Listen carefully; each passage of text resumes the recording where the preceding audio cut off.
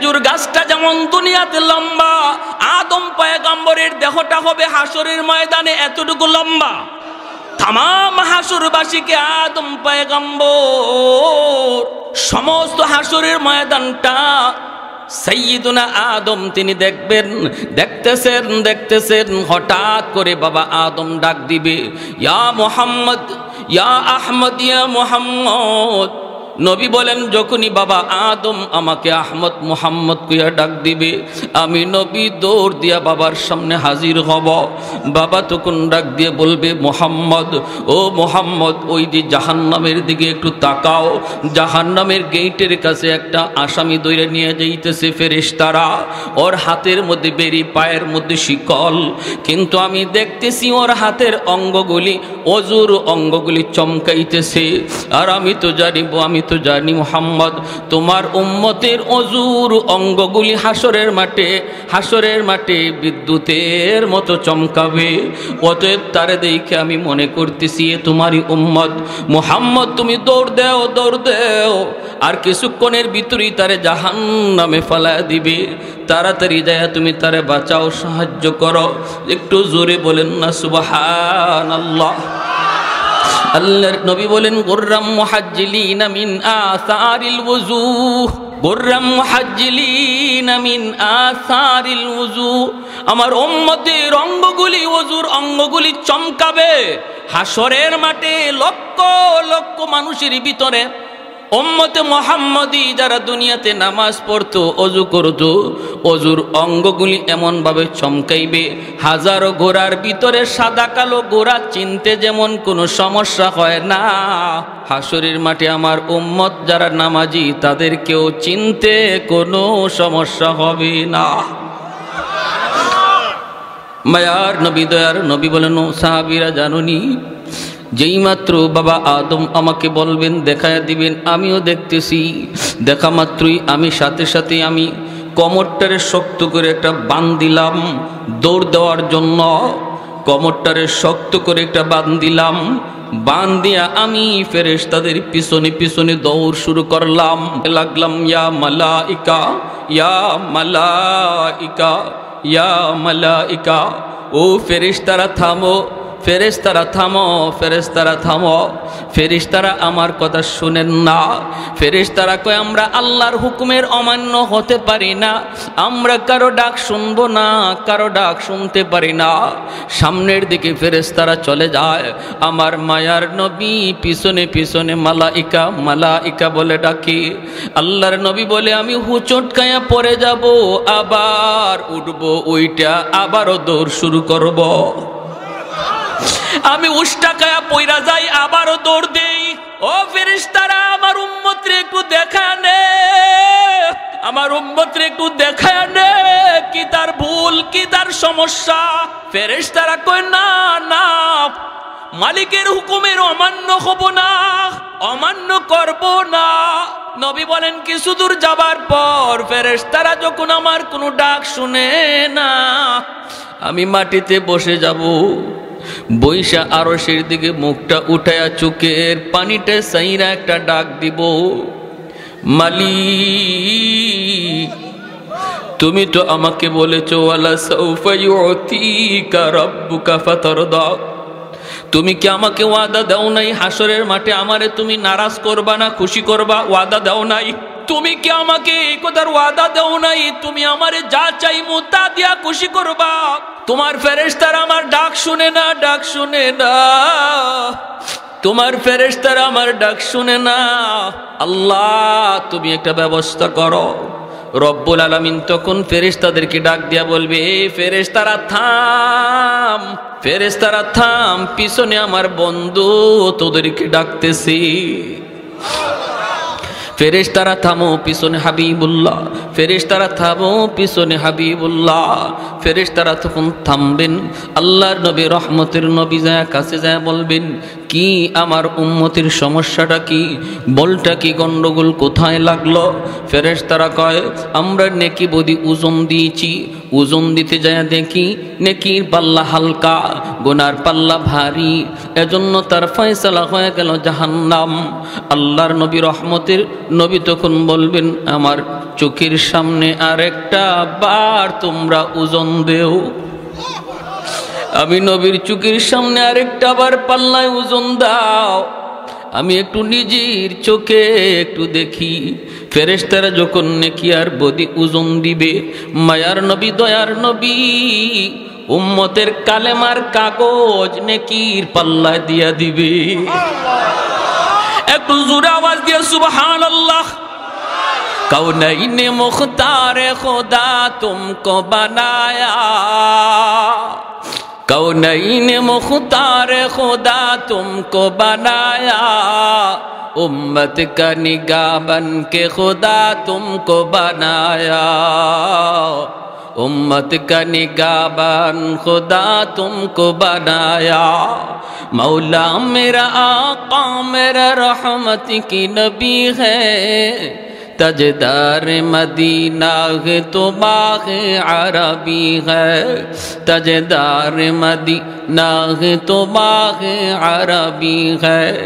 अशजार ने देते हैं नबूवत के शहादत, तशकीक कमर में है तो अंगुल की इशारात, तशकीक कमर में है तो अंगुल की इशारात।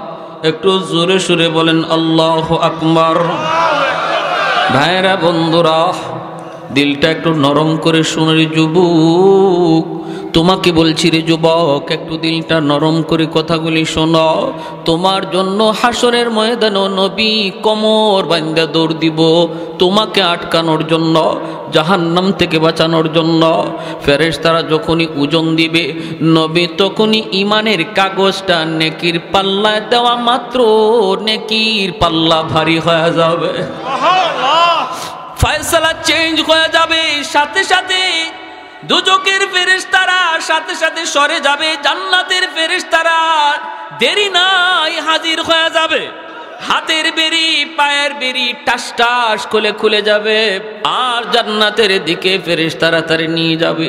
ওই অবস্থায় যুবক ডাক দিয়ে বলবি ফেরেশতারা আমার একটু পরে নাও, আগা আমার ওই মানুষটারে দেখাও যিনি আমাকে আজকে জাহান্নাম থেকে বাঁচাইছে। ফেরেশতারা একটু দেখাবে, পাশে যায় বলবে কে গো তুমি, কে গো আপনি, আপনারে চিনলাম না। আল্লাহর নবী রহমতের নবী টাক দিয়ে বুকে উঠে নিয়ে বলবে উম্মত, উম্মত নবীরে বুঝি চিনলি না? জোরে কোন সুবহানাল্লাহ। যে নবী দুনিয়ায় থাকতেও শান্তি কামনা করি নাই, সর্বদা উম্মতের শান্তি চাইছি। যেই নবীর পিছনে উহুদ পাহাড় স্বর্ণ হইয়া ঘোরার কথা নবী তা চান নাই। আল্লাহ নবী বলে আমি তাও চাই না। আল্লাহ আমি আমার উম্মতকে, আমি আমার উম্মতের শান্তি চাই, আমার উম্মতের কামিয়াবি চাই। মায়ার নবী দয়ার নবী পরিচয় দিবেন। লোকটা আল্লাহর নবীর কদম মোবারক জরা দুইরা হাও মাও করে কাঁদতে থাকবে। নবী তখন বলবেন দুনিয়াতে তুমি নামাজ পড়তা, মাঝে মাঝে নামাজ মিস হইতো, কিন্তু আল্লাহর মহব্বত, আমি নবীর মহব্বত তোমার অন্তর জুড়ে ছিল রে যুবক।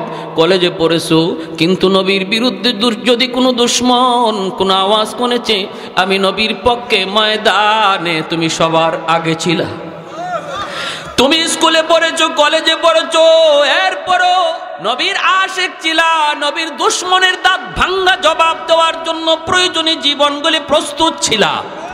ইমানের জন্য তুমি একজন সৈনিক। তোমার ইমানের ভিতরে শিরিক ছিল না, আমলের ভিতরে বিদআত ছিল না। আমল ছিল কম কিন্তু বিদআত মুক্ত, ঈমান ছিল নির্ভেজাল শিরিক মুক্ত। এজন্য আমি নবী আজ তোমাকে তোমার অজুর অঙ্গগুলি চমকানোর বদৌলতে আমি তোমারে চিনে ফেলেছি এবং তোমার নাজাতের ব্যবস্থা হইছে। জোরে কোন সুবহানাল্লাহ। এজন্য এক নাম্বার কাজ হলো ইমানটারে নির্ভেজাল ইমান রাখতে হবে, আমলটারে বিদাত মুক্ত আমল বানাইতে হবে। ঠিক কিনা রে ভাই?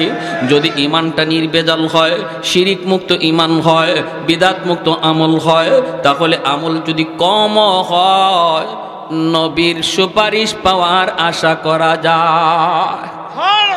আর যদি বিদাতে আচ্ছন্ন হয়ে যায়, আমার জীবনে যদি গান বাজনা পাওয়া যায়, আমার জীবনে যদি মারিফতির গান পাওয়া যায়, আমার জীবনে যদি দয়াল বাবা কিবলা বাবার গান পাওয়া যায়, আমার জীবনে যদি আল্লাহর সাথে কাউকে শরীক করার মতো বদ আমল পাওয়া যায়, আমার জীবনে যদি আমলের সাথে বিদাত পাওয়া যায়, কপালে আমি নামাজের দাগ ফেলায় দিতে পারি, হজ একবার নয় প্রতি বৎসর করতে পারি, তবুও নবীর শাফাত মিলবে না।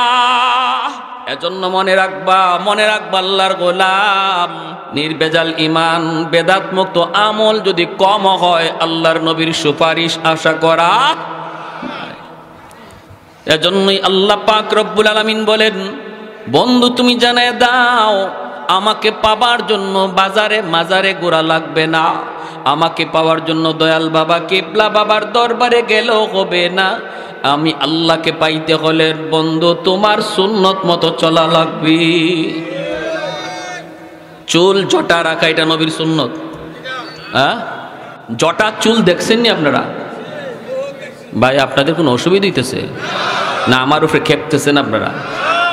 জটা চুল এটা কি নবীর সুন্নত?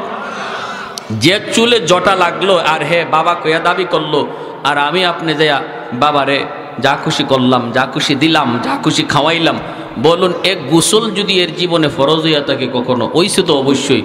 চুল যদি জটা থাকে তার গোসল হবে? জোরে কন। সারা জিন্দিগির লাগি না পাক, ঠিক কিনা? রাত দিন না পাক, মাসকে মাস না পাক, বছরকে বছর না পাক, সারা শরীর থেকে ফাটার মতো গন্ধ। মা বোনদেরকে বলি, মা মনে রাইকো, খেয়াল রাইকো রে মা, সাবধান, লাল সালু দেখলি বাবা কইয়া ডাক দিও না। সাবধান সাবধান, দয়াল বাবা কইয়া ডাক দেওয়ার কোনো সুযোগ ইসলাম তোমাকে দেয় নাই। এটা চরম আকারের ভণ্ডামি। কেউ যদি বলো আমি বাতাসের উপর দিয়ে ঘুরতে পারি, পানির উপরে হাঁটতে পারি, আপনি বলবেন আগে দেখেন তার মধ্যে নবীর সুন্নত আসেনি না নাই, নামাজ তার জীবনে আসেনি না নাই, হালাল হারাম আসেনি না নাই, নারী পুরুষের পর্দার বিধান তার মধ্যে আসেনি না নাই, হে মদ গাঞ্জা থেকে দূরে আসেনি না নাই। এইগুলা যদি আপনি 100 শরীয়ত পান, নবীর তরিকা পান, তবে তার ব্যাপারে আপনি চিন্তা করবেন।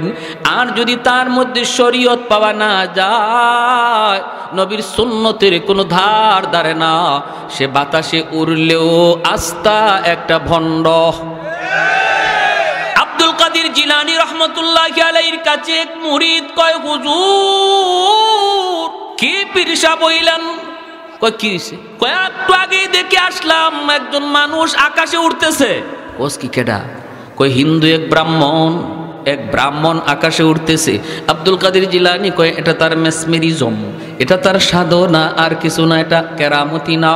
কেরামতি আর সাধনা এক নয়, সাধনা কখনো কেরামতির কাছে আসে না। দেখবি? কই দেখতে চাই। আব্দুল কাদের জিলানী জুতা ছাইরা দিছেন আর জুতারে বলতেছেন তুই আকাশে উড়বি, উইরা ওই ভণ্ডরে ফিটায়া ফিটায়া জমিনে লামাইবি। কি ভাই, জুতা ছাড়ছেন বলে ওই দেখো কেরামতির পাওয়ার আর বন্ডামির পাওয়ার একটু দেখো। বন্ড আকাশে উড়ে আর আব্দুল কাদের জিলানীর জুতায় যায় ফিটাইতে ফিটাইতে জমিনে লামায়। এজন্য অবাক কিছু দেখলে, অবাক কিছু শুনলেই কারোর প্রতি দুর্বল হওয়া যাবে না। আগে বুঝতে হবে সে খাঁটি না ভণ্ড। কেমনে বুঝবো? কয় আলেমের কাছ থেকে জানবো। কার কাছ থেকে জানবো? নিজে নিজে না, আলেমের কাছ থেকে, উলামায়ে কেরামের কাছ থেকে। আলাইকুম বিমুজালাসাতিল উলামা ওয়া ইস্তিমাই কালামিল হুকামা فإن الله تعالى يحيي القلب الميت بنور الحكمة كما يحيي الأرض الميتة بوابل المطر। নবী বলেন শেষ জামানায় ইমানের ডাকাত, বহুরূপী ইমানের ডাকাত তোমার পিছনে পিছনে ঘুরবে। তোমার লেবাস পরে পরে ইমানের ডাকাত তোমার পিছনে ঘুরবে, তোমার আত্মীয় সেজে ইমানের ডাকাত তোমার পিছনে ঘুরবে। কারণ একজন মুমিনের সবচেয়ে বড় দৌলত হলো দৌলতে ইমান। ওই দৌলতে ইমান যদি তোমার বাঁচাইতে হয়, নবী বলেন একা একা হাঁটবা না, নিজেরে পণ্ডিত মনে করবা না। আমার কাছে বাংলা কোরআন শরীফ আছে, আমার কাছে বাংলা হাদিস আছে, আমি কেন ইমাম সাহেবের কাছে যাব, আমি কেন হুজুরের কাছে যাব, এমনটা মনে করে একা একা হাঁটবা না, নিজেরে পণ্ডিত মনে করবা না। নবী বলেন যদি তুমি একা একা হাঁটো, নিজে নিজেই বুঝো, তাহলে ওই ইমানের ডাকাত অল্পতেই তোমাকে পথভ্রষ্ট বানাবে, ছুবল দিবে, ছুবল। আর যখনই দেখবে তোমার সম্পর্ক ইমাম সাহেবের সাথে, সম্পর্ক এলাকার আলিম উলামার সাথে, সম্পর্ক মাদ্রাসার সাথে, সম্পর্ক মুফতি মুহাদ্দিস সাহেবের সাথে, তখনই ডাকাত মনে মনে ভাববে না না, ওর কাছে যাওয়া যাবে না, যায় কোনো লাভ হবে না। আমি যা বলবো সাথে সাথে হুজুরকে বলে দিবে, আর হুজুর সাথে সাথে তারে আরেক ফানি ফরা দিয়া দিব, ঠিক না? আমার ফানি ভরা এখানে চলবে না, তখনই আর পারবে না। দেখবেন আমাদের সমাজে যারাই ভিন্ন ভিন্ন মত লইয়া হাজির হয়, ভিন্ন ভিন্ন মত লইয়া, ভিন্ন ভিন্ন নামাজ লইয়া, ভিন্ন ভিন্ন জুম্মা লইয়া, ভিন্ন ভিন্ন জানাজা লইয়া হাজির হয়, এদেরকে যদি খালি আপনি বলেন ভাই আমি এত কিছু বুঝি না, চলো মুফতি সাহেবের কাছে যাই, তখনই কি বলবে শুনবেন? তখনই কব আমার পেটে তো একটা মুসর মারছে, বাথরুম থেকে আসি, কইব আমার একটু সমস্যা আছে, একটু আসি। যেই খালি আপনি বলবেন হুজুরের কাছে চলেন, হাফেজ সাহেবের কাছে চলেন, শাইখুল হাদিস সাহেবের কাছে চলেন, মুফতি সাহেবের কাছে চলেন, তখনই তারে দেখবেন হে জিন হয়ে গেছে, আর তারে খুঁজে পাওয়া যায় না। আর যখনই দেখবো আপনি একা, মাশাআল্লাহ কম বুঝেন না, তখনই সে আপনার সুযোগ নিবে। একটু জবান খুলে জিকির করি, এরপরে সামনের দিকে আগাবো। জরুরি একটা বয়ান আমার সামনে রয়েছে, মনোযোগ কার কার আছে একটু হাত উঠে আল্লাহকে দেখান। আল্লাহ প্রতিটা হাতকে তুমি কবুল করো। লা ইলাহা ইল্লাল্লাহ, লা ইলাহা ইল্লাল্লাহ, লা ইলাহা ইল্লাল্লাহ, লা ইলাহা ইল্লাল্লাহ, জুরে লা ইলাহা ইল্লাল্লাহ, লা ইলাহা ইল্লাল্লাহ,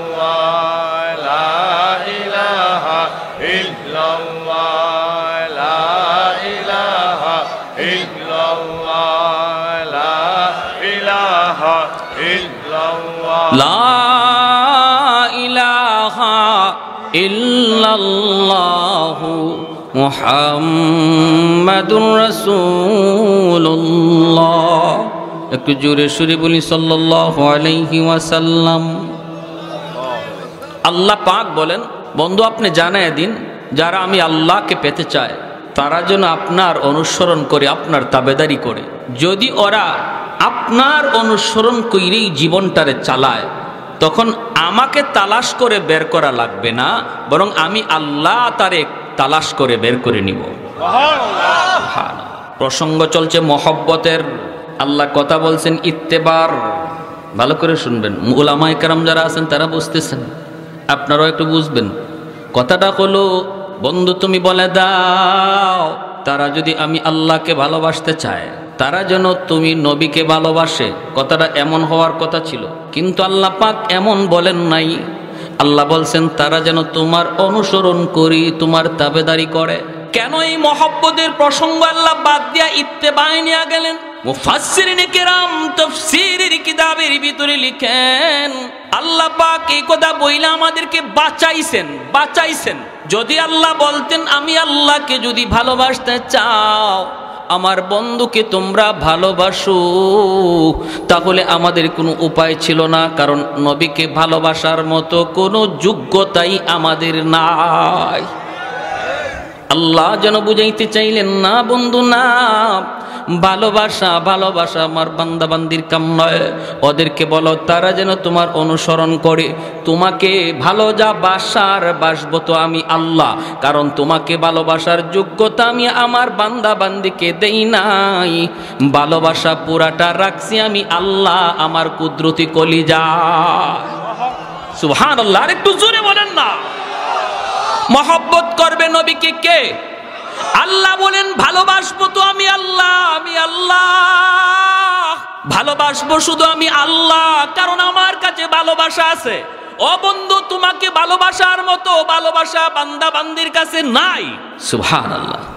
তাদেরকে শুধু তাদেরকে বলো তারা যেন তোমার অনুসরণ করি। তুমি যেভাবে খাও সেভাবে যেন খায়, তুমি যেইভাবে পোশাক পরেছো তারা যেন সেই পোশাকটা পরে, তুমি যেইভাবে চেহারার নমুনা ধরেছো তারা যেন তার চেহারাটাও এই নমুনায় বানায়। তুমি যেভাবে নামাজে পাবন্দি ছিলা তারাও যেন এইভাবে নামাজে পাবন্দি হয়। তুমি যেভাবে পর্দা মাইনা চলছো বন্ধু, বলে দাও তারাও যেন এইভাবে পর্দা মাইনা চলে। তুমি যেইভাবে গান বাজনা থেকে দূরে ছিলা বন্ধু, বলে দাও তারাও যেন তাদের জীবনটারে গান বাজনা থেকে দূরে রাখে। যদি এইভাবে তারা চলে, চলতে যাইয়া কিছু ভুল ত্রুটি হয়ে যাবে, ভুল ত্রুটি হয়ে যাবে, আমি আল্লাহ তাদের ভুল ত্রুটিগুলা মাফ কইরা আমার রহমতের কুলে টেনে নিব। আমার পর্যন্ত আসতে পারবে না, আমি আল্লাহকে পাওয়ার জন্য আমার পর্যন্ত আসতে পারবে না। যদি তোমার অনুসরণ কইরা হাঁটা শুরু করে, আমি আগায়া গিয়া কুলে তুইলা নিব। যেইভাবে মা সন্তানকে হাঁটা শিখায়, হাঁটা শিখানোর সময় সন্তান রে মা দূর থেকে সাইরা দেয়, সাইরা দিয়া মা ডাকতে থাকে বাবা আও, বাবা আও। বাচ্চাটা মা পর্যন্ত আসতে পারবে না, মা ভালো করে জানে, বাবা ভালো করে জানে বাচ্চাটা মায়ের পর্যন্ত হেঁটে আসতে পারবে না। এরপরও ডাক দেয়, বাচ্চাটা এক কদম দুই কদম দিয়েই ঠাস করে মাটিতে পড়ে যায়। কয়া ডাক দেয়, আম্মা কয়া ডাক দেয়। তখন দুই কদম দিলে পরি বাবা দৌড় দিয়ে, আম্মা দৌড় দিয়ে কুলে তুইলা কয় বাবা এই যে মারে তুমি ধরে ফেলছো, এই যে মারে ধরে ফেলছো, বাবারে ধরে ফেলছো। মূলত মা দৌড় দিয়ে আগায় নিছে। আল্লাহ কয় বন্ধু তুমি জানাও, যারা তোমার পথ দইরা তোমার নমুনা দইরা আমি আল্লাহকে পাওয়ার জন্য একটু হাঁটা শুরু করবে, আমার পর্যন্ত আসতে পারবে না, বাকি আমি আল্লাহ আগায়া গিয়া তারে আমার কুলে তুলে নিব, আমি যা তাকে আমার কুলে তুলে নিব। ইউহিব্বুকুমুল্লাহ, আমি আল্লাহ তারে আমার কুলে নিব, আমি তারে ভালোবাসবো, আমার পর্যন্ত আসতে পারবে না, আমি আমার কাছে নিয়ে নিব। ভাইরা সাহাবায়ে কেরাম রাদিয়াল্লাহু তাআলা আনহুম, তারা তো কিছুটা নজির দেখায় গেছেন, কিছুটা নজির। অষ্টম হিজরির একটা মর্মান্তিক ঘটনা আপনাদেরকে শোনাই। আল্লাহর নবী, রহমতের নবী, বিভিন্ন রাষ্ট্রপ্রধানের কাছে তিনি দাওয়াত দিয়ে চিঠি দিতেছেন। এইভাবে নবী রোম সম্রাটের কাছেও চিঠি লিখলেন, কিন্তু হারিস ইবনে উমাইর রাদিয়াল্লাহু তাআলা আনহু, ওনাকে ওই রোমের সম্রাটের লোকেরা ওনাকে গ্রেফতার করে সম্রাটের দরবারে নিয়ে ওনাকে হত্যা করল। নবীর একজন দূত হারিস ইবনে উমাইর রাদিয়াল্লাহু তাআলা আনহু ওনাকে হত্যা করল, হাতগুলি কেটে দিল, পা কেটে দিল, চোখ উপড়ে ফেলল, চিঠিটা টুকরা টুকরা কইরা নিজের পায়ের তলে ফেলে দিল। অথচ এই চিঠির মধ্যে আমার নবীর নাম লেখা ছিল, নবীর নাম লেখা ছিল মুহাম্মাদুর রাসূলুল্লাহ। মুহাম্মাদুর রাসূলুল্লাহর পক্ষ থেকে শামের প্রধানের কাছে চিঠি, ইলা আজিজ শাম। সে খেপে গেল, খেপে গেল। 2 দিনের মোহাম্মদ মাত্র মদিনার রাষ্ট্রনায়ক, এখনই আমার নামের আগে তার নাম, নবীর নাম তার নামের আগে, এটা সহ্য করতে পারল না। সাথে সাথে চিঠিটা ছিঁড়ে নিজের পায়ের নিচে ফেলে দিল। আর নবীর সাহাবী হযরত হারিস ইবনে উমাইর রাদিয়াল্লাহু তাআলা আনহুকে হত্যা করলো, হাত পা গুলি কেটে দিল। আল্লাহর নবী রহমতের নবীর কাছে এই খবর যেই মাত্র নবীর দরবারে আসলো, আমার নবী সইতে পারেন না। নবীজির চোখ থেকে দর দর করে পানি পড়ে নবী কান্দেন আর বলেন, আমার হারেসের তো কোনো দোষ ছিল না, আমি তো তারে দুধ বানায় পাঠাইছি, দুধের তো কোনো দোষ নাই, অপরাধ যদি করি আমি নবী করছি, আমার হারেসরে কেন মারল? তাও এইভাবে অঙ্গ প্রত্যঙ্গগুলি কাইটা দিল। মায়ার নবী, দয়ার নবী, রহমতের নবী গরম হয়ে গেলেন নবীজি। সাহাবায়ে কেরামের সামনে নবী বায়াত নিলেন, শপথ নিলেন, আমার হারেস হত্যার বিচার না নেওয়া পর্যন্ত, বদলা না নেওয়া পর্যন্ত আমরা কেউ শান্তিতে ঘুমাবো না। কারা কারা প্রস্তুত? সব সাহাবী নবীর হাতে হাত রেখে শপথ নিলেন। জুড়ে বলি আল্লাহু আকবার। তাহলে কি বোঝা যায় ইসলামে খালি নরম না গরমও আছে? আমার নবী নরম গরম হয়ে গেলেন। আল্লাহ বলেন ইসলাম হলো নরমের জায়গায় নরম, গরমের জায়গায় গরম। ইসলামে শুধু নরম নাই, ইসলামে শুধু গরমও নাই, ইসলামে নরমের জায়গায় নরম, গরমের জায়গায় গরম থাকতে কয়। মুহাম্মাদুর রাসূলুল্লাহ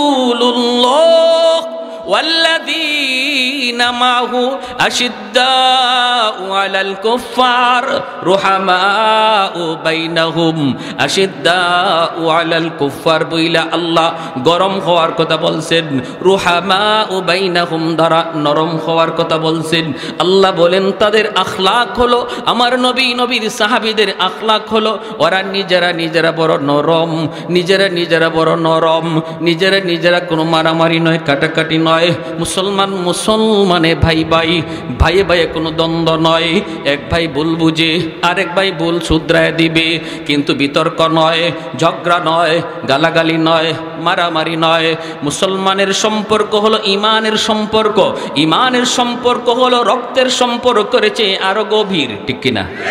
ইমানের সম্পর্ক রক্তের সম্পর্কের চেয়ে আরো গভীর, আরো গভীর। এজন্যই তো আবু বকর সিদ্দিক সন্তানকে বলেছিলেন বদরের যুদ্ধে, আবু বকর সিদ্দিক রাদিয়াল্লাহু তাআলা আনহু আমার নবীর পক্ষে, আর আবু বকর সিদ্দিক রাদিয়াল্লাহু তাআলা আনহুর সন্তান আবু জাহেলের পক্ষে। বাপ বেটা দুইজন দুই দিকে যুদ্ধ করতে নামছেন। পরবর্তীতে এই সন্তান মুসলমান হয়েছেন। মুসলমান হওয়ার পরে বলতেছেন, আব্বা বদরের ময়দানে আপনি 3 বার আমার তলোয়ারের নিচে পড়ছেন, এরপরও আমি তলোয়ার চালাই নাই। আবু বকর সিদ্দিক বলে, কসকি তুই কয়বার? বলে 3 বার। কেন তুই চালালি না? কারণ আপনি আমার আব্বা, কেমন করে তলোয়ার চালাই? আবু বকর সিদ্দিক বলে, তাহলে শুন বেটা শুন, তোরা যুদ্ধ করস দুনিয়ার কামাইয়ের জন্য, আর আমরা যুদ্ধ করি আল্লাহর সন্তুষ্টির জন্য। আমাদের কাছে আল্লাহর মহব্বত সন্তানের মহব্বতের চেয়ে বেশি। আমি আবু বকর বলতেছি খোদার কসম, 3 বার নয়, যদি 1 বার আমার তলোয়ারের সামনে পড়তি বাবা, আমি 2 টুকরা করে দিতাম। কারণ আমি আমার আল্লাহকে আমার সন্তানের চেয়ে বেশি ভালোবাসি, আমার দ্বীনকে ইসলামকে আমি আমার সন্তানের চেয়ে ভালোবাসি। আমি ইসলাম যতদিন মানবে এই সন্তান ততদিন মানব। ইসলাম মানবে না সে যদি সন্তান হয় তারে সন্তান মানি না, বাপও হয় বাপ মানি না। ইসলাম মানে না যদি নেতা হয় নেতা মানি না। আওয়াজ দিয়ে জোরে বলেন। নেতা মানি ততক্ষণ যতক্ষণ ইসলাম মানে, নেত্রী মানে ততক্ষণ যতক্ষণ আল্লাহ রসুল মানে। আমি ততক্ষণ পর্যন্ত দল করি, দল যতক্ষণ ইসলাম মানে। যেদিন দল ইসলাম মানবে না দল করি না। যেদিন নেতা নেত্রী ইসলাম মানবে না, আমার আল্লাহ রসুল নিয়ে কথা বলবে, নেতা নেত্রী মানি না, এর নাম হলো মুসলমান।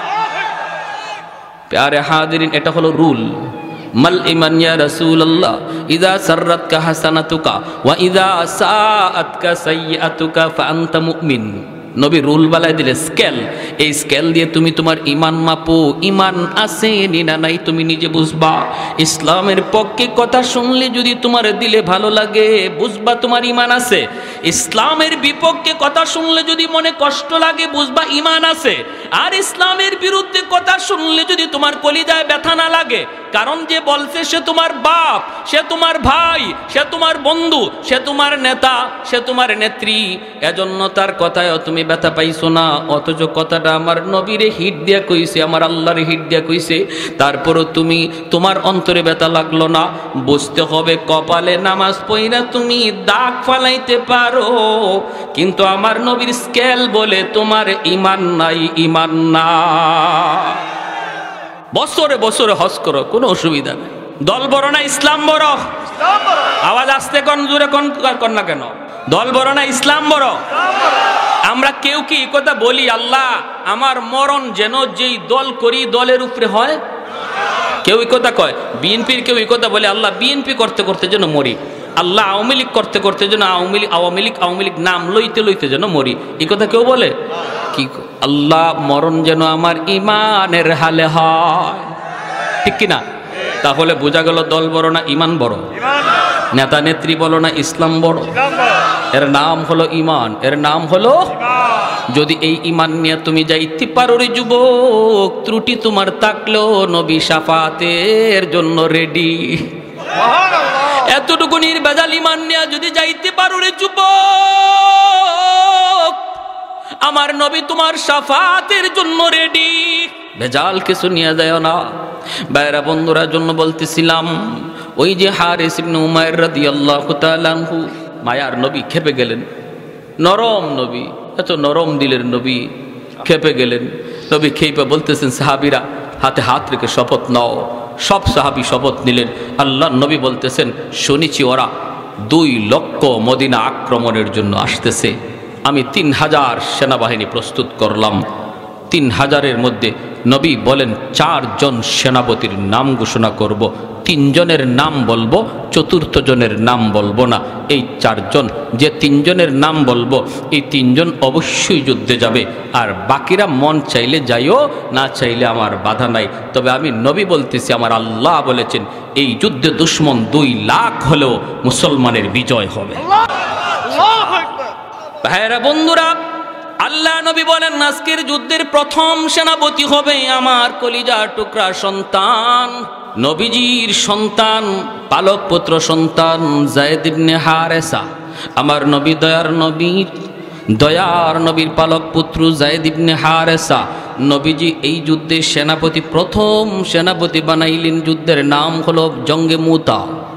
ইসলামের ইতিহাসের অনেক বড় এক যুদ্ধ, অনেক বড় এক যুদ্ধ। নবী বলেন, সাহাবীরা রে, আমি তোমাদের সাথে এই যুদ্ধে যেতে পারবো না।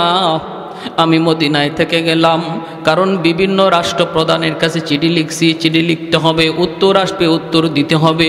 আমি তোমাদের সাথে এই যুদ্ধে যেতে পারলাম না।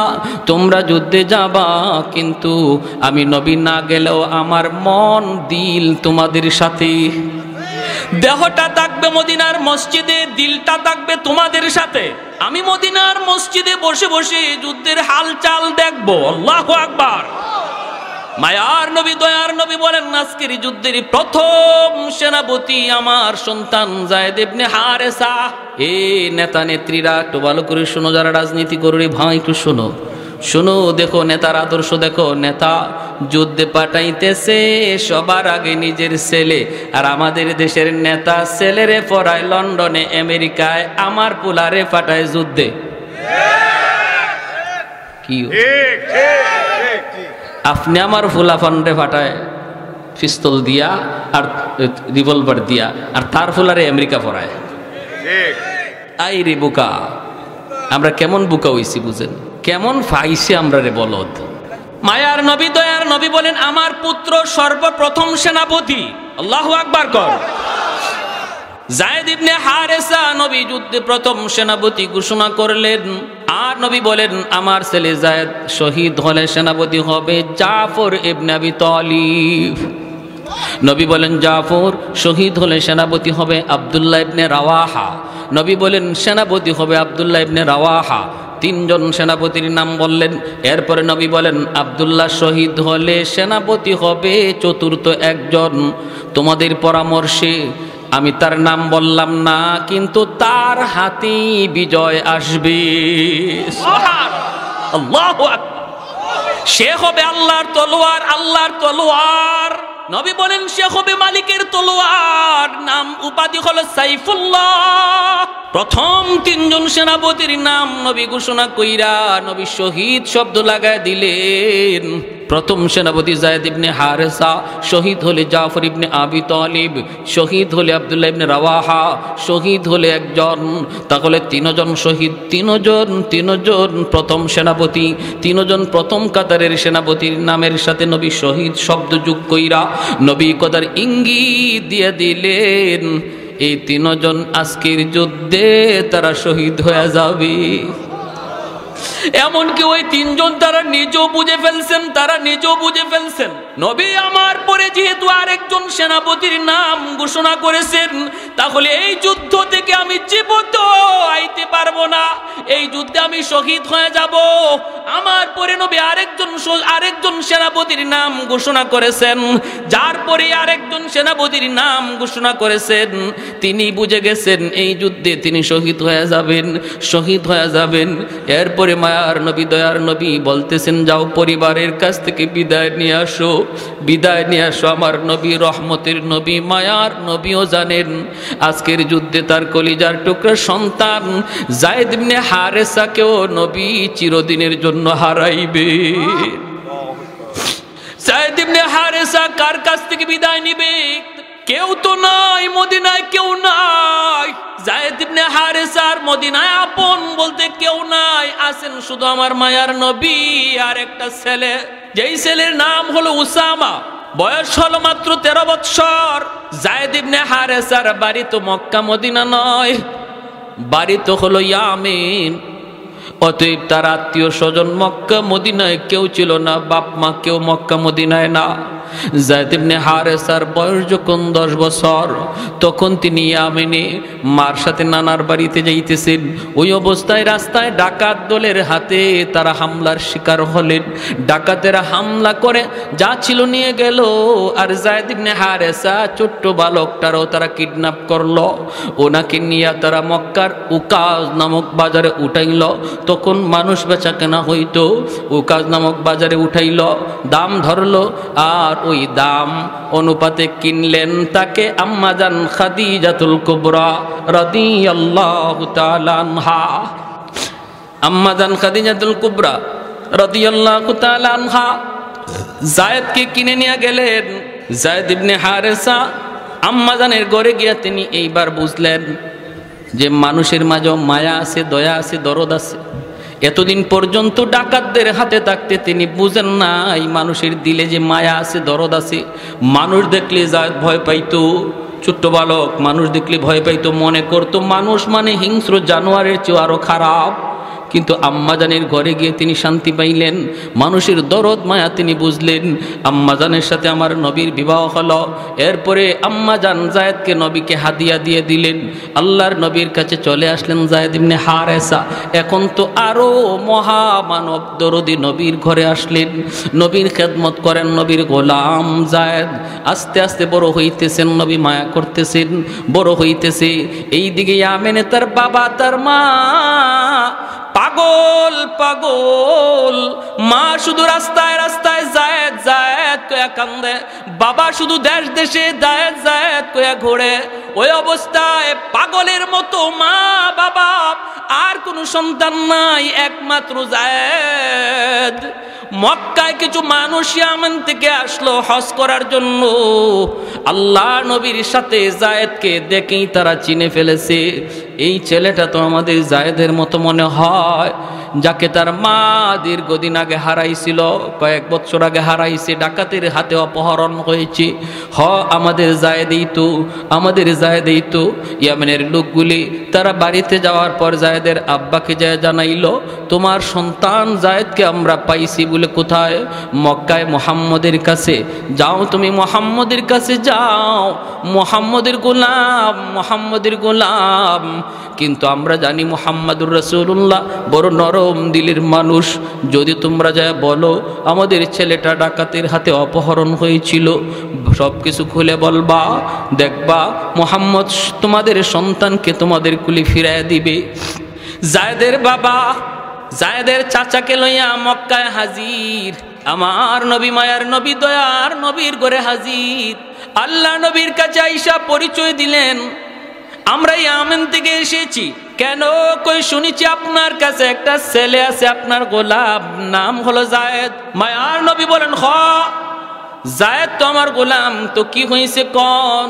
তখনই যায়েদের বাবার চোখ থেকে টলটলায় পানি পড়ে, কারণ যেই বাবার সন্তান হারাইছে সে জানে সন্তান হারানোর ব্যথা কত কষ্টের। যেই মার সন্তান হারাইছে সেই মা জানে সন্তান হারানোর ব্যথা কত কষ্টের। মরে যাওয়াটা এত কষ্ট নয়, হারায়া যাওয়া যত কষ্ট। মরে যাওয়াটা এত কষ্টের নয়, হারায়া যাওয়া যত কষ্টের। কারণ সর্বদা সর্বক্ষণ মার অন্তরে শুধু জ্বালা, হায় রে আমার ছেলেটা, আমার মেয়েটা এখন কোথায় আছে, কোন জায়গায় আছে। কোন অবস্থায় আছে, কি করতেছে। ভাইরা বন্ধুরা, জায়েদের আব্বা যখন হাউমাউ করে কান্দা দিছে আর বলতেছে, নবী গো, জায়েদ আমার সন্তান, একমাত্র সন্তান, হারাইছি, ডাকাতের হাতে অপহরণ হয়েছিল। এরপরে মা পাগল, আমি বাবা পাগল, এখন শুধু রাস্তায় রাস্তায় ঘুরি। খবর পাইলাম আপনার কাছে, চলে আসলাম। এই যে অনেকগুলি হাদিয়া আনছি, অনেকগুলা স্বর্ণ মুদ্রা নিয়ে আসছি, আমার সন্তানটারে ফিরাইয়া দেন, মার কোলে সন্তানটারে ফিরাইয়া দেন, লাগে আপনি পয়সা নেন। আল্লাহর নবী তখন বলতেছেন, একটু থামুন, পয়সা লাগবে না, পয়সা লাগবে না। নবী বলেন, আমি নবী এতিম, আমি নবী বাবা পাই নাই, বাবার আদর কেমন আমি নবী তা জানি না, আব্বু ডাকে কত মজা আমি নবী জানি না, অতএব আমাকে পয়সা দেওয়া লাগবে না, আপনি একটু অপেক্ষা করুন। নবী ডাক দিলেন পাশের রুমে, জায়েদ এইদিকে আসো।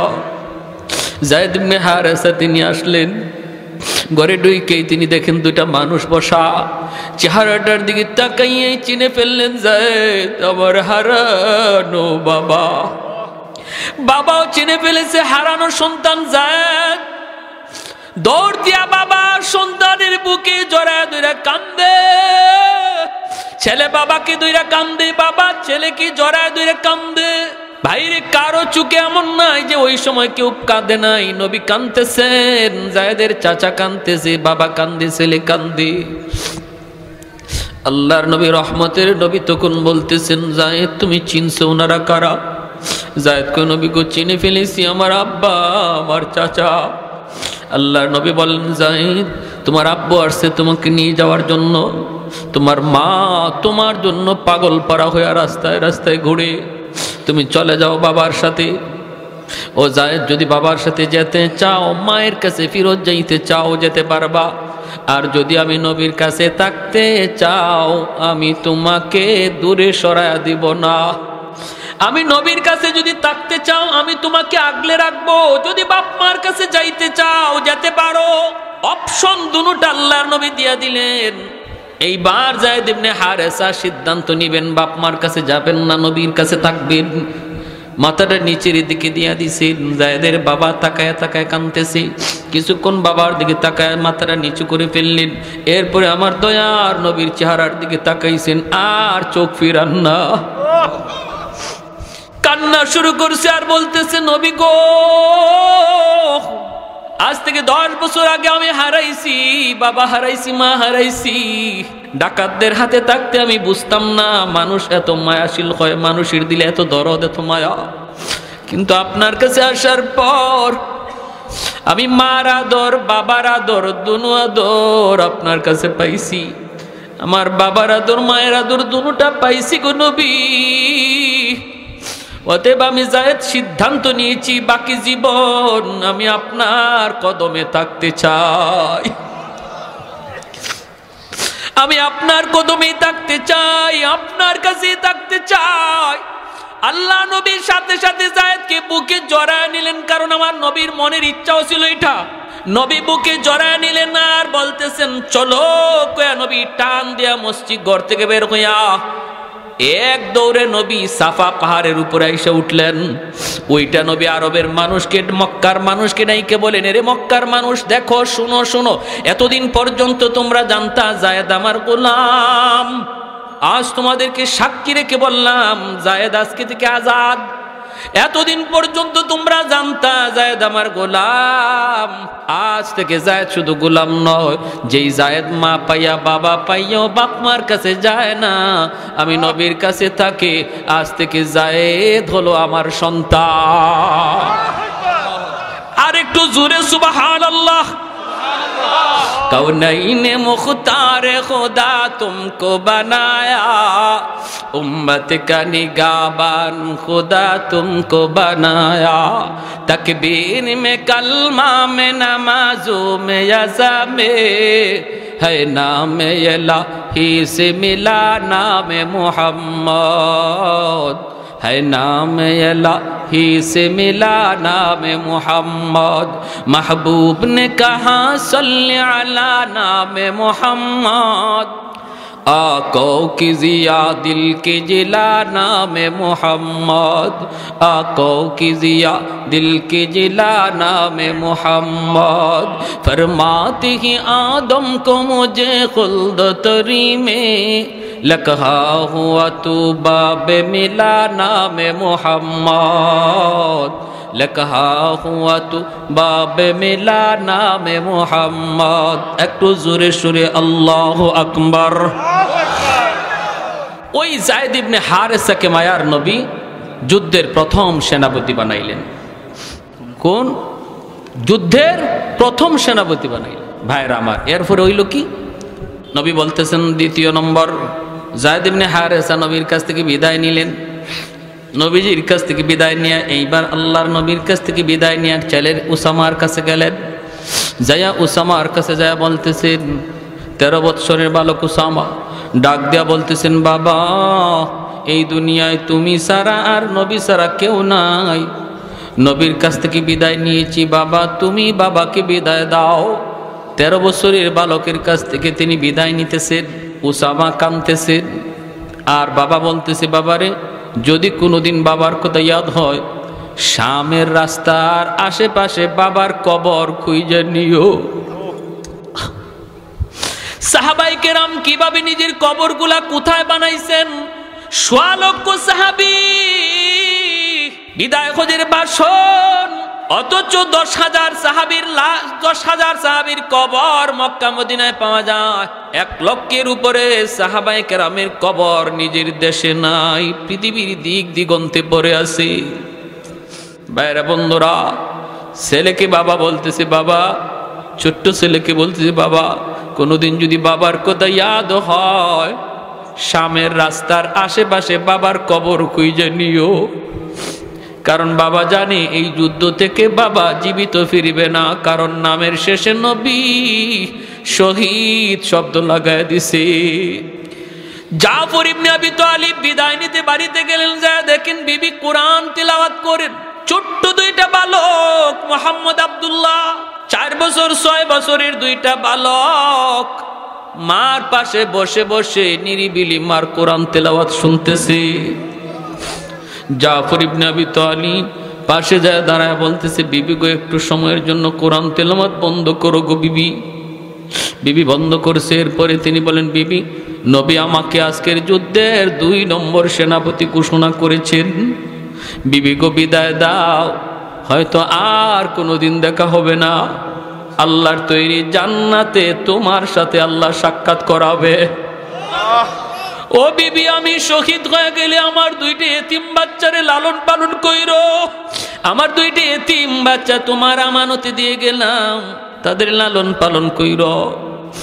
তখনই বিবি বুঝে গেছে। বিবি কয়, স্বামী গ যুদ্ধে যাইতেছো যাও, কিন্তু আমি নবীর জবানে শুনেছি যুদ্ধে যাওয়ার আগে দোয়া করলে আল্লাহর দরবারে দোয়া কবুল হয়। আমি একটু দোয়া করব, তুমি শুধু আমার সাথে আমিন আমিন বলবা। জাফর ইবনে আবি তালিব বলে, ঠিক আছে তুমি মুনাজাত করো। বিবি হাত উঠাইছেন মুনাজাতের জন্য। 1 নম্বর দোয়াটাই করছেন, আল্লাহ আজকের যুদ্ধে তুমি মুসলমানদের বিজয় দান করিও। জাফর ইবনে আবি তালিব বলেন আমিন। বিবি সাহেব দোয়া করে স্বামী আমিন বলে। সুবহানাল্লাহ, জোরে কোন। এ মুসলমানের ঘর কিভাবে সাজাইবা একটু খেয়াল করো রে যুবক। ও মুসলমান, ঘরটা কেমন করে সাজাইবা একটু খেয়াল করো। আজকে স্বামী নামাজ পড়ে, স্ত্রী নামাজ পড়ে না। আজকে বাবা নামাজ পড়ে, সন্তান নামাজ পড়ে না, এমন আসেনি না নাই? জোরে কর না। না, দেখো আমার নবীর যুগের ইতিহাস দেখো। বিবি যদি ফজরের সময় আগে উঠছে, স্বামীকে আগে তারপরে ঘুম থেকে জাগাইছে। স্বামী যদি আগে উঠছে, বিবিকে ঘুম থেকে জাগাইছে। বাবা যদি উঠছে, সন্তানকে ঘুম থেকে জাগাইছে। কিন্তু আজকে আমরা কি, আমি আমাকে বাঁচার জন্য পাগল, কিন্তু সন্তানের ফিকির নাই, পরিবারের ফিকির নাই। আল্লাহ বলে, কু আনফুসাকুম ওয়া আহলিকুম নারা, নিজে শুধু নয় পরিবারকেও বাঁচাও। 2 নম্বর দোয়া করে, মালিক এই যুদ্ধে দুশ্মন 1000-এরও নয়, লক্ষের উপরে মুসলমান সংখ্যায় কম, তুমি মুসলমানের মনোবল বাড়ায় দিও। জাফর ইবনে আবি তালিব বলেন আমিন। 3 নাম্বার দোয়া করতেছি, বিবি আল্লাহ আমার ছোট 2টা বাচ্চা, আল্লাহ আমার ছোট 2টা বাচ্চা, এই বাচ্চার মুখের দিকে তাকাইয়া আল্লাহ আমার স্বামীরে তার বাচ্চাদের কাছে তুমি জীবিত ফিরিয়ে দিও। সাথে সাথে জাফর ইবনে আবি তালিব আমিন বলা দূরের কথা, হাতটা নামায়া ফেলছেন।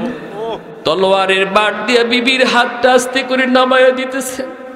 বিবি গো, হাতটা নামাওয়ার মোনাজাত লাগবে না, তোমার 3টা দোয়ার 2টা দোয়া আল্লাহর কাছে কবুল হবে, 3 নাম্বার দোয়া কোনোদিন কবুল হবে না। কারণ আমার মায়ার নবী জবান দিয়ে আমার পরে আরেকজন সেনাপতির নাম বলেছেন, আমার পরে আরেকজন সেনাপতির নাম নবী ঘোষণা করেছেন। এতেই বোঝা যায় এই যুদ্ধে আমি আর জীবিত ফিরব না। যেই যুদ্ধে সেনাপতি জীবিত ফিরে, এই যুদ্ধে দ্বিতীয় সেনাপতির নাম নবী নেয় না। ভাইরা বন্ধুরা, এই বইলা জাফর আর কথা বাড়াইলেন না, বিবির কাছ থেকে বিদায় নিয়ে বের হয়ে যাবেন। এমনি 4 বছরের বাচ্চাটা আব্দুল্লাহ বাবার হাতে ধরছে, বাবার জামা ধরে কয় আব্বু সামনে ঈদ আসতেছে, বন্ধু বান্ধবদের অনেকেরই দেখলাম তাদের বাবা মা নতুন কাপড় কিনে দিছে, আব্বু তুমি বুঝি বাজারে যাইতেছো আমাদের জন্য ঈদের কাপড় কিনবা? জাফর আকাশের দিকে মুখটা উঠাইয়া চোখের পানিটা মুছে বাচ্চারে বুঝাইতে দেন না, জবাব দিলেন না, শুধু এতটুকু বুঝলেন মালিক আমার অবুঝ বাচ্চাটারে তুমি বুঝতিও, আমার ভাষায় কোনো বুঝ নাই। এই বলে চলে গেলেন। 3 নাম্বার সেনাপতি আব্দুল্লাহ ইবনে রাওয়াহা মাত্র বিয়ে করেছেন, নতুন বিবির সাথে এখনো বাসর ঘর হয় নাই। ওই অবস্থায় ডাক এসেছে মদিনা থেকে, মদিনার মসজিদে নববী থেকে। যাইয়ে খবর পেলেন 3 নাম্বার সেনাপতি। আবার তারপরে আরেকজন সেনাপতিও নবী বলেছেন আব্দুল্লাহ ইবনে রাওয়াহা, তিনিও বুঝলেন এই যুদ্ধে তিনি শহীদ, জীবিত ফিরবেন না। অথচ বিয়ে করেছেন, নতুন বিবির চেহারাটা পর্যন্ত এখনো দেখেন নাই। ঘোড়ার পিঠে সওয়ার এ যুবক, দিলটা নরম করে কিছু কথাগুলি শুনো। আজকে তোমার কারণে আমার কারণে যে ইসলামের ক্ষতি হয়ে যায়, কিয়ামতের ময়দানে এই সাহাবীদের সামনে কেমন করে মুখ দেখাইবা? তাদের সামনে কেমন করে মুখ দেখাইবা? ঘোড়ার পিঠে সওয়ার হইয়া আব্দুল্লাহ ইবনে রাওয়াহা দরজার পাশে যাইয়া ঘরে না ঢুইকা আওয়াজ দিতেছেন, বিবি আজকের যুদ্ধে তোমার স্বামী 3 নম্বর সেনাপতি, বিবি গো অনুমতি দাও, যুদ্ধে যাবার অনুমতি দাও। বিবি বলতেছে, স্বামী গো একটা বারের জন্য তুমি শুধু আন্দরের ভিতরে আসো, আমি তোমার চেহারাটা এক নজর দেখব, যেন কিয়ামতের ময়দানে চেহারা দেখা স্বামীকে চিনতে পারি। আব্দুল্লাহ ইবনে রাওয়াহা কয়, না গো বিবি না, আমি ভিতরে ঢুকবো না। দেখেন পর্দা কতটুকু। বিবি তো ওই সময় ঘর থেকে বের হইলেই তিনি দেখতে পারতেন স্বামীরে, কিন্তু পর্দা লঙ্ঘন হবে বিদায় আন্দরের ভিতর থেকে বের হয় নাই। আমার এই এলাকার মা বোনের একটু দিলটা নরম করে কথাগুলি শোনো, কথাগুলি শোনো। নবীর যুগের মহিলাদের ভিতরে পর্দার কি পরিমাণ গুরুত্ব ছিল। আব্দুল্লাহ ইবনে রাওয়াহা কয়, না না আমি ঘরে ঢুকবো না গো বিবি, তোমার চেহারা যদি আমি দেখি, আমি শুনেছি তুমি মদিনার সবচেয়ে সুন্দরী নারী, আরবের ভিতরে তুমি অনেক সুন্দরী, তোমার চেহারাটা যদি আমি দেখি, যুদ্ধের ময়দানে তোমার মায়াবী চেহারা আমার চোখের সামনে ভেসে উঠতে পারে। যদি চেহারা ভেসে উঠে যুদ্ধ করতে আমার ব্যাঘাত ঘটবে। না গো বিবি আমি দেখতে পারলাম না। কিয়ামতের ময়দানে আল্লাহ তোমার আমার পরিচয় করা দিব, জান্নাতে পরিচয় হবে পরিচয়। এই বইলে তিনি রওনা দিয়ে দিলেন, বাইরা যুদ্ধে চলে গেলেন। 3 জন সেনাপতি, এইদিকে আমার নবী মসজিদে নববীতে, মায়ার নবী তিনি তো মসজিদে নববীতে বসে যুদ্ধের হালচাল দেখতেছেন। টিভির পর্দার মতো আল্লাহ যুদ্ধের চিত্রটা নবীর সামনে তুলে ধরেছেন। জোরে কোন সুবহানাল্লাহ। নবী কান্দেন আর বলেন, আমার যায়েদ ইবনে হারেসা শহীদ হয়ে গেছে, আমার যায়েদ শহীদ হয়ে গেছে। সেনাপতি জাফর ইবনে আবি তালিব, জাফর ইবনে আবি তালিব, নবী বলেন আমার জাফর শহীদ হয়ে গেছে। দুশমন তার ডান হাত কেটে ফেলেছে, বাম হাতে পতাকা ধরে রাখছেন, বাম হাতটাও দুশমন কেটে ফেলেছে। এরপরও তিনি পতাকা ফালান না, দুনো হাতের বাজু দিয়ে এইভাবে পতাকা ধরে রাখছেন। 3 নম্বর সেনাপতি আব্দুল্লাহ ইবনে রাওয়াহা তিনি আসছেন, জোর করেন পতাকা তিনি ছাড়েন না, অথচ যান নাই, পতাকা এমন ধরছেন ছাড়েন না। কোন রাওয়ায়াতে আসছে কামড় মাইরা পতাকা ধরে রাখছেন। আব্দুল্লাহ ইবনে রাওয়াহা পতাকা টানতেছেন, কামড় তো ছাড়ে না। এবার তিনি বলতেছেন, জাফর পতাকা অন্য কেউ টানে না, পতাকা টানতেছে আমি আব্দুল্লাহ, যার নাম নবী তোমার পরে সেনাপতি ঘোষণা করছে। বলা মাত্রই কামড়টা ছেড়ে দিয়েছেন, পতাকা হাতে নিছেন, যুদ্ধ করে করে শহীদ হয়ে গেলেন। 4th নম্বর সেনাপতি হলেন খালিদ বিন ওয়ালিদ, যার উপাধি হলো সাইফুল্লাহ। সুবহানাল্লাহ, জোরে বলেন। সেই খালিদ বিন ওয়ালিদের হাতে ইসলামের বিজয় আসলো। কিভাবে আসলো? কম কথা শেষ করে দিব, শুধু একটা আবদার আপনাদের কাছে, এতটুকু ত্যাগ, এতটুকু কোরবানি যে সাহাবায়ে কেরাম দ্বীনের জন্য করছেন, আমাদেরও কিছু কোরবানির যদি সময় আসে, প্রয়োজন পড়ে, কারা কারা প্রস্তুত আছে? আল্লাহ তুমি প্রতিটা হাতকে কবুল করে একটা নারায় লাগান।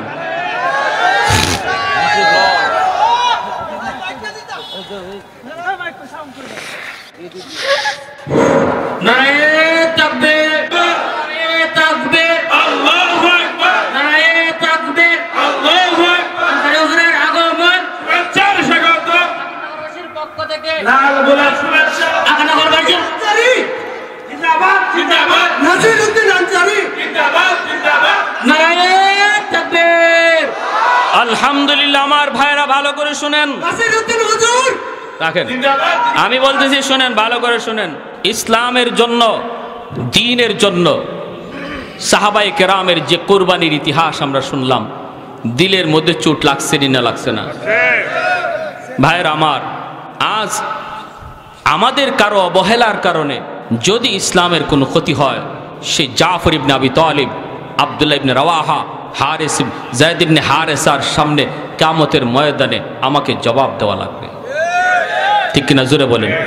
জবাব দেওয়া লাগবে। উলামায়ে কেরাম কখনো খামোখাই রাগ করে না, গুসা করে না। উলামায়ে কেরাম কখনো অযথাই ময়দানে নামে না। উলামায়ে কেরাম নবীর হাদিস পড়ানোতে নিয়ে আসছে, উলামায়ে কেরাম দ্বীনের কাজে ব্যস্ত আছে, উলামায়ে কেরাম দ্বীন নিয়ে ব্যস্ত।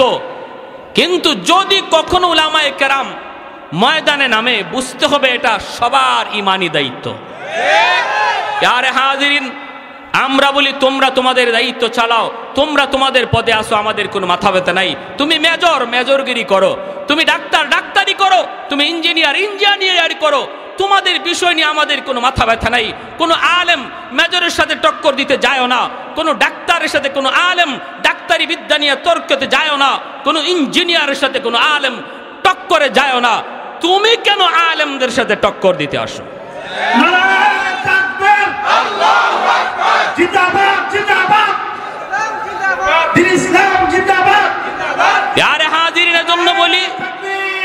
আমি এজন্য আপনাদেরকে বলি, আমাদের সর্বদা এই ব্যাপারে সজাগ থাকতে হবে, সজাগ থাকতে হবে। ফন্ডিতি করো, যার যার বিষয় লিয়া ফন্ডিতি করো, আরেকজনের বিষয়ে ফন্ডিতি দেখায়ও না। এটা অনধিকার চর্চা, অনধিকার চর্চা।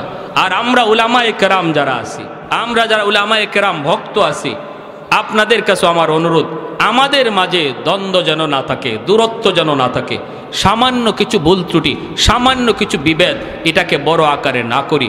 কারণ আজকে আমাদের ভিতরে, আলেমদের ভিতরে কোনো ওয়াইজের বিরুদ্ধে কথা বলতে যায়, যদি আমরা সেটা পাবলিক প্লেসে বলি, তখন নাস্তিকরা সুযোগ পায়।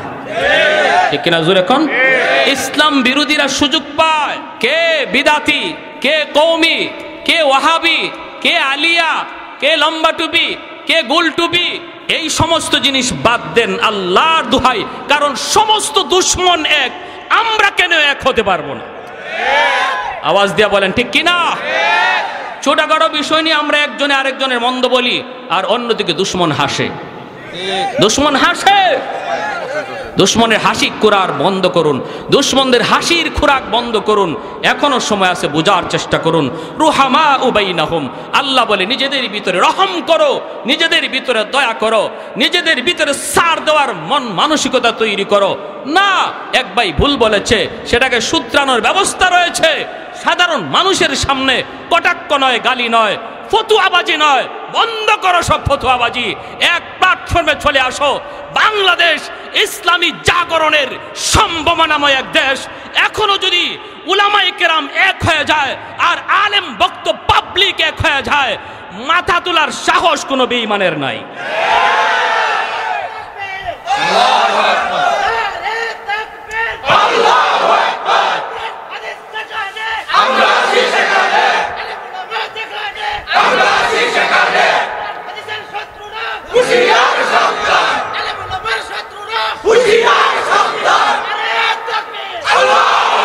মাশাআল্লাহ, আমার ভাইয়েরা, বন্ধুরা, এই মসজিদের জন্য আমি আপনাদের কাছে একটু কুরবানি, এরপরে ঘটনাটা শেষ করে মোনাজাত দিয়ে দিব ইনশাআল্লাহ।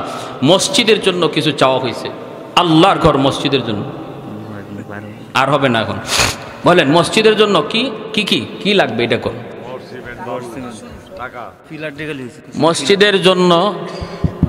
নালানাকুনান্না মিনাল খাসিরিন রব্বিরহামহুমা কামা রব্বায়ানি সগীরা রব্বিরহামহুমা কামা রব্বায়ানা সগীরা। রব্বুল আলামিন, একটু মায়ার নজরে, কুদরতি নজরে একটু তাকায় দেখো, তোমার বান্দারা বসে বসে তোমার কথা, তোমার হাবিবের কথা, সাহাবায়ে কেরামের কথা শুনতেছে। আমলখানা যদি পছন্দনীয় হয়, এর উসিলায় আমাদের জীবনের সব গুনাহ খাতাগুলি মাফ করিয়া দাও। আয় আল্লাহ, যারা হাত বাড়াইছি মালিক, জানি না গো মালিক কার হায়াত কতদিন দুনিয়ায় বাকি আছে। কত যুবক ঘর থেকে বের হয় আর ঘরে ফিরে না, কত বাবা সন্তানের কাছ থেকে হাসি মুখে ঘর থেকে বের হয়ে যায় আর সন্তানের কাছে ফিরে আসে না। ও মালিক, জানি না আমাদের হায়াত কতদিন কিভাবে তুমি রাখছো। আল্লাহ, বেনামাজি বানায়া তুমি কাউকে মরণ দিও না গো আল্লাহ। কাটি দিলে তওবা করলাম। আল্লাহ, আমাদের সবাইকে পাক্কা নামাজি দিনদার বানায়া দাও। এই এলাকার প্রতিটা যুবককে পাক্কা নামাজি দিনদার বানাও। আয় আল্লাহ, ঘরে ঘরে কোরআন তেলাওয়াতের আমল চালু কইরা দাও। মা বোনদেরকে পর্দানিশীন দিনদার বানায় দাও। আল্লাহ, যারা হাত বাড়াইছি মালিক, জানি না আমার মতো কার জানি মা দুঃখিনী দুনিয়ায় নাই। যার মা নাই সে জানে মা কত বড় নিয়ামত, যার বাবা নাই সে জানে বাবা কত বড় দৌলত। যার মা সে গো মালিক, ঘরে গিয়া আম্মা কয়া ডাক দেয়, মা দরজা কইলা দেয়। আমার মতো যার মা নাই, আজকে মাসকে মাস, বছরকে বছর মা কয়া ডাক দিতে পারি না। গভীর রাত মাহফিল শেষ হলে পরে মা ফোন দিত, বাজান এখন কোথায় আছো? এই আল্লাহ, আর কেউ এইভাবে অপেক্ষা করে না। গভীর রাতে যাও দেখতাম মার রুমের এখনো লাইট জ্বলে। ও মালিক, এখনো কত মা সন্তান শহর থেকে রওনা দিছে, শোনার পরে মা দুঃখিনী ঘুমায় না। সারাটা রাত জায়গা জায়গা সন্তানের অপেক্ষা করে। সবাই ঘুমায় গেল, মা ঘুমাইতে পারে না। এমনও মা যারা হারাইছে গো আল্লাহ, কবরে আযাব দিও না, আযাব দিও না। মারে তুমি কবরে মাইরো না।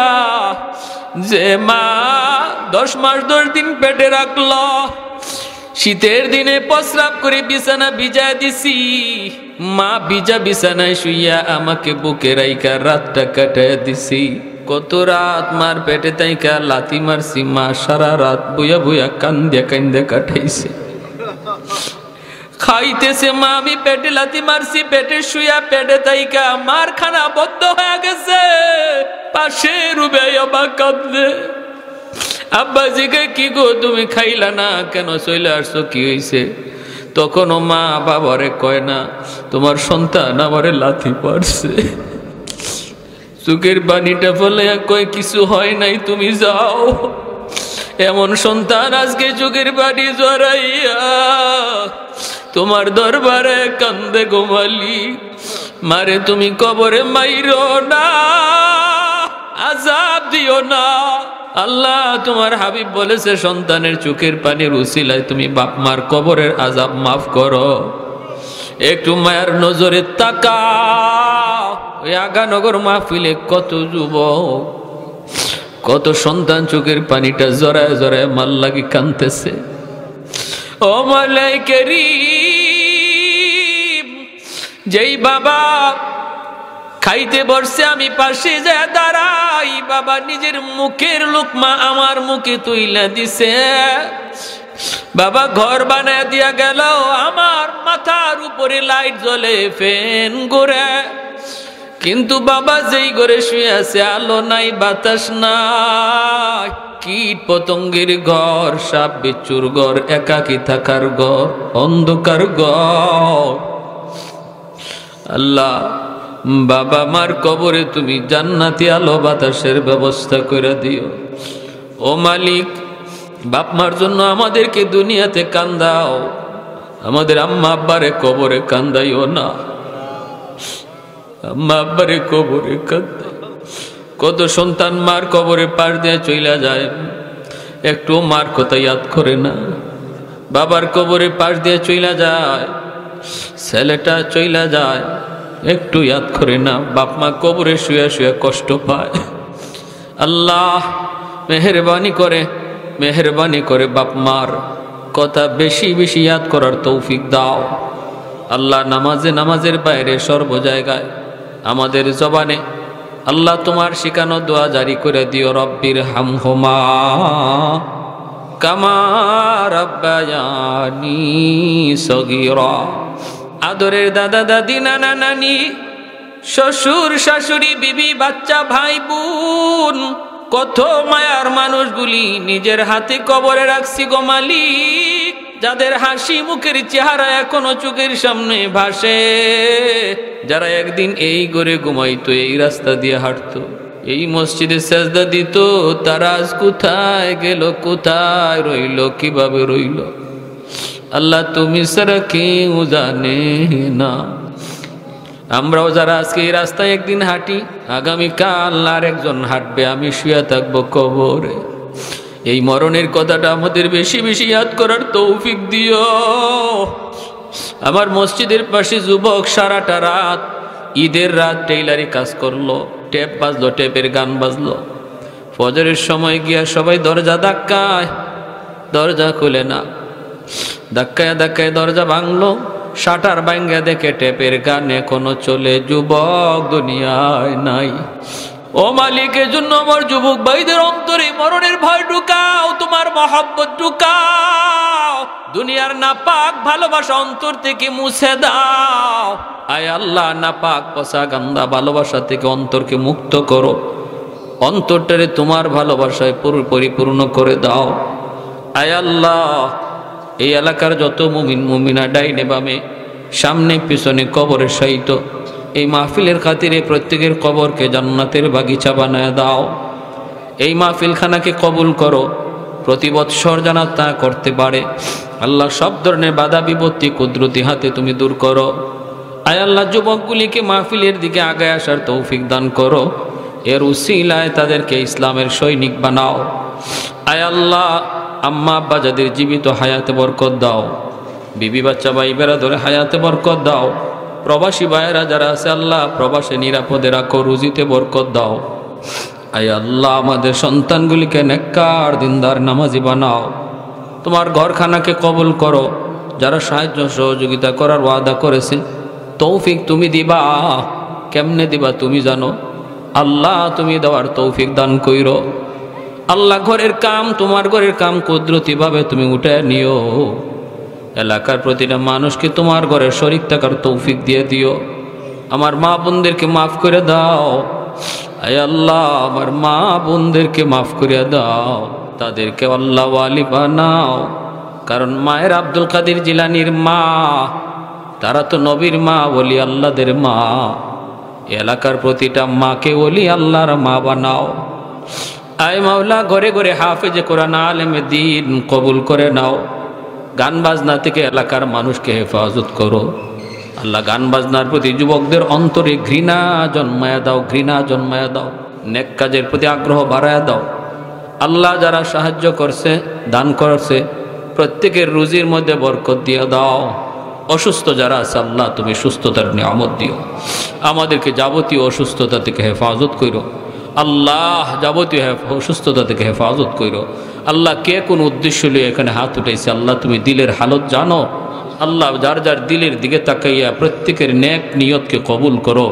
যার যার সমস্যাকে সমাধান করো, মুশকিলাতগুলি আসান করো আল্লাহ। অনেক ঘরে বাবা সন্তান লইয়া বিপদে আছে, অনেক স্বামী স্ত্রী নিয়ে বিপদে আছে আল্লাহ। প্রতিটা ঘরে তুমি শান্তির বাতাস বইয়ে দাও, অশান্তি দূর করে দাও। সাল্লাল্লাহু তাআলা আলা খাইরি খালকিহি মুহাম্মদ ওয়া আলা আলিহি ওয়া আসহাবিহি আজমাইন।